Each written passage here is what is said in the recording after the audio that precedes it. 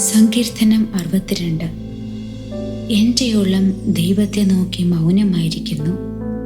എൻ്റെ രക്ഷ അവങ്കൽ നിന്ന് വരുന്നു. അവൻ തന്നെ എൻ്റെ പാറയും എൻ്റെ രക്ഷയുമാകുന്നു. എൻ്റെ ഗോപുരം അവൻ തന്നെ.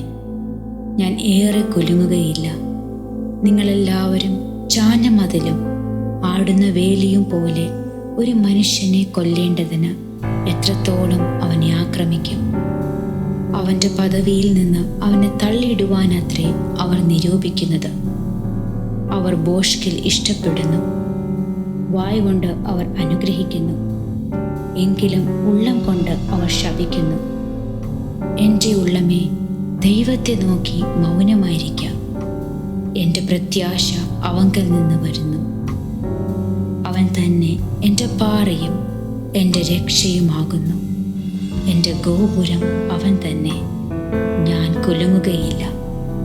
എൻ്റെ രക്ഷയും എൻ്റെ മഹിമയും ദൈവത്തിൻ്റെ പക്കലാകുന്നു. എൻ്റെ ഉറപ്പുള്ള പാറയും എൻ്റെ സങ്കേതവും ദൈവത്തിങ്കലാകുന്നു. ജനമേ, എല്ലാ കാലത്തും അവനിൽ ആശ്രയിപ്പിൻ.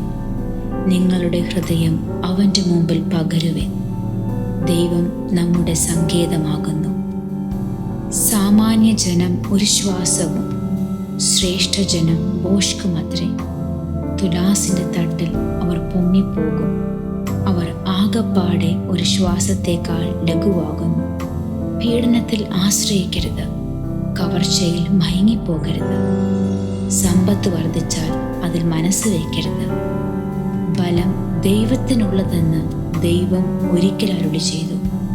ഞാൻ 2 പ്രാവശ്യം കേട്ടുമിരിക്കുന്നു. കർത്താവേ, ദയയും നിനക്കുള്ളതാകുന്നു. നീ ഓരോരുത്തന് അവനവൻ്റെ പ്രവൃത്തിക്ക് തക്കവണ്ണം പകരം നൽകുന്നു.